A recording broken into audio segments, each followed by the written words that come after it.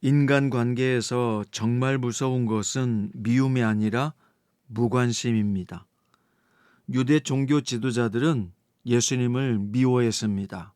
그러나 그것은 그들 나름대로 하나님을 잘 믿고자 하는 열정 때문이었습니다.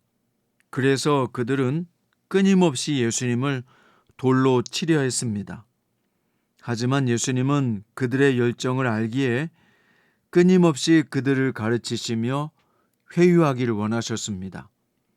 그들도 구원받기를 바라셨기 때문입니다. 오늘도 예수님은 구약 성경을 인용하여 자신이 아버지와 하나이시고 하나님의 아들이시며 구세주임을 가르쳐 주셨습니다. 오늘 말씀은 요한복음 10장 32절부터 42절입니다. 예수께서 대답하시되 내가 아버지로 말미암아 여러 가지 선한 일로 너희에게 보였거늘 그 중에 어떤 일로 나를 돌로 치려 하느냐. 유대인들이 대답하되 선한 일로 말미암아 우리가 너를 돌로 치려는 것이 아니라 신성 모독으로 인함이니 내가 사람이 되어 자칭 하나님이라 함이로라. 예수께서 이르시되 너희 율법에 기록된 바 내가 너희를 신이라 하였노라 하지 아니하였느냐. 성경은 패하지 못하나니 하나님의 말씀을 받은 사람들을 신이라 하셨거든. 하물며 아버지께서 거룩하게 하사 세상에 보내신 자가 나는 하나님의 아들이라 하는 것으로 너희가 어찌 신성 모독이라 하느냐.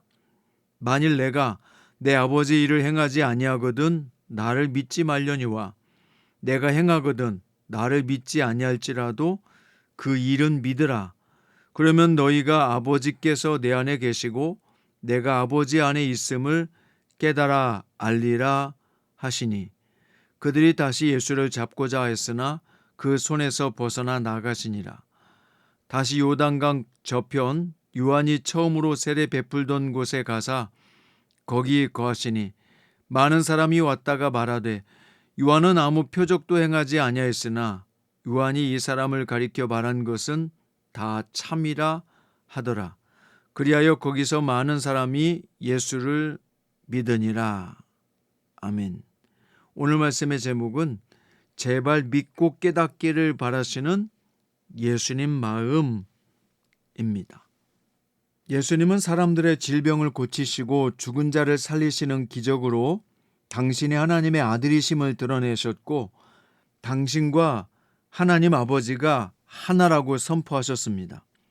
이 말씀을 들은 유대인들은 예수님이 사람이면서 하나님 행세를 하는 신성 모독죄를 범하는 자라고 맹렬히 비난했습니다.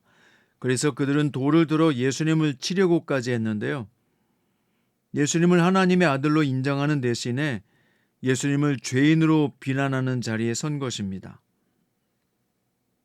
그들은 주님이 행하시는 많은 선한 일은 인정하기는 했지만 예수님이 하나님의 아들이라는 말씀만큼은 이해하지 못했던 것입니다. 이것은 유대인들의 마음속에는 예수님에 대한 깊은 반감이 자리 잡고 있었다는 뜻이고요. 그들은 주님의 말씀을 수용하지 못해서 돌을 집어들었던 것입니다. 이것은 우리에게 무엇을 보여줍니까? 우리 마음속도 마찬가지입니다. 내 안에 자리 잡은 견고한 자기 생각과 고집과 개념이 믿음의 생성을 막는 방해물이 될 수 있다는 것입니다. 믿음으로 살아가는 나의 길을 막을 수 있는 것이 바로 내 안에 있는 견고한 자기 생각이라는 거예요. 내 안에 있는 견고한 나의 생각은 무엇인지 한번 되돌아보시기 바랍니다. 자, 이어서 예수님은 시편 82편 6절 말씀을 인용해서 하나님의 말씀을 받은 자를 신이라고 하였는데 하물며 하나님께서 거룩하게 하사 세상에 보내신 자가 하나님의 아들이라 하는 것을 어찌 신성 모독이라고 하느냐 라고 반박하셨습니다. 그 유대인들은 기존의 틀에 갇혀서 진리를 받아들이지 못한 것입니다. 성도는 주님의 말씀을 통해서 자기 고정관념을 깨트려야 합니다. 고정관념이 깨져야 하나님이 역사하십니다. 내 생각이 깨져야 하나님 말씀이 살아서 움직일 수 있는 것입니다. 경직된 마음을 깨트려서 열린 마음으로 주님의 진리를 받아들이십시오. 자, 예수님은 유대인들이 믿음으로 나오기를 간절히 원하신 분입니다. 그래서 내가 아버지의 일을 행하거든 믿고 그렇지 않다면 믿지 말라라고까지 말씀하셨습니다. 나를 믿지 못하더라도 내가 행하는 일만큼은 믿어라. 그러면 깨닫고 알게 될 것이라고 말씀해 주셨습니다. 제발 믿고 깨닫기를 바라시는 예수님의 마음이 느껴집니다. 하지만 유대인들은 이런 주님의 마음을 저버려서 끝내 믿음과 깨달음에 실패하게 됩니다. 나아가 손을 들어 주님을 잡으려고까지 했습니다. 우리는 주님의 마음을 알아야 합니다. 주님은 아버지 하나님처럼 모든 사람이 구원을 얻고 진리를 아는데 이르기를 원하시는 분입니다. 자, 이제 끝으로 40절부터 42절까지 보면 예수님은 요단강의 건너편 세례 요한이 처음 세례를 베풀었던 곳으로 가셨습니다. 주님은 반대와 불신앙에 부딪혔지만 피하지 않고 다시 사역을 시작하셨습니다. 예수님이 요단강 부근에 머무실 때 많은 사람들이 말하기를 세례 요한이 예수님에게 했던 모든 예언이 이루어졌다고 기뻐했습니다. 이 끝부분의 말씀을 우리 삶 가운데 어떻게 적용할 수 있을까요? 환경이나 사람들의 반응에 흔들리지 않고 주의 길을 걸어가신 주님의 모습은 우리 성도가 가야 될 길의 목적과 방향을 그대로 보여주고 있습니다. 사랑하는 여러분, 우리는 주님으로부터 부름받았고 주님의 이름으로 세상에 다시 파송된 사람들입니다. 반대에 맞닥뜨린다고 할지라도 끝까지 사명을 감당해 나갑시다. 주님의 제자로서 끝까지 예수님 편에 섭시다. 요단강 부근에서 주님의 말씀을 듣고 많은 사람들이 예수님을 영접하게 된 것처럼 우리가 예수님께 가까이 나아가서 지내다 보면 주님에 대한 예언이 진리임을 경험하게 됩니다. 그로 인해서 진짜 믿음이 생겨나게 되지요. 믿음은 하나님이 주시는 선물입니다. 믿음은 하나님이 주시는 선물입니다. 주님께 나아가고자 하는 그 마음을 가졌을 때 주님은 함께 하시며 말씀의 깊이와 진리의 능력을 경험하게 하시는 분입니다. 오늘 또 예수님은 일하고 계십니다. 우리와 함께 하시며 주님의 제자로 살라고 말씀하십니다. 말씀의 결론입니다. 예수님은 제발 유대인들이 믿고 깨닫기를 바라셨습니다. 그들이 고정관념에서부터 벗어나 믿음으로 나오기를 바라셨습니다.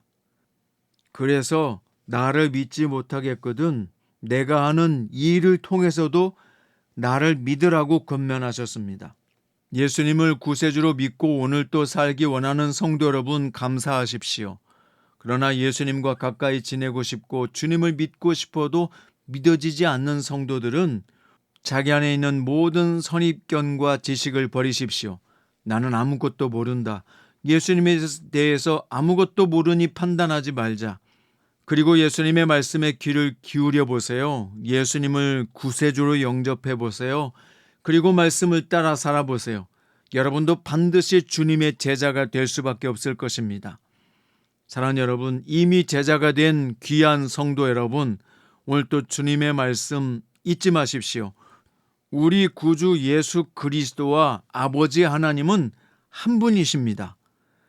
그 하나님 아버지는 우리를 사랑하셨고 지금도 우리를 사랑하십니다. 오늘 예수님은 말씀하십니다. 너희가 아버지께서 내 안에 계시고 내가 아버지 안에 있음을 깨달아 알리라. 우리가 기도하며 주님 앞에 나아갈 때 주님은 함께 하십니다. 우리의 길을 열어주십니다. 우리와 동행하시며 지혜를 주시고 명철을 주십니다. 오늘 또 살아갈 수 있는 모든 자원과 능력을 주시는 분이 우리 주 예수 그리스도이십니다. 그분이 하나님 아버지와 함께 계시고 우리가 예수님 안에 있을 때 우리는 하나님 안에 거하는 사람이 되는 것입니다. 하나님 안에 거하는 모든 성도들이여, 오늘 또 삶을 즐거워하며 감사하십시오. 주님께서 우리의 모든 삶을 준비하고 예비하셨습니다. 오늘도 주어진 모든 능력을 주실 것이고 지혜를 주실 것입니다. 이 하루도 하나님이 기뻐하는 주님의 사람으로 능히 이겨낼 수 있기를 우리 주 예수님의 이름으로 축원드립니다.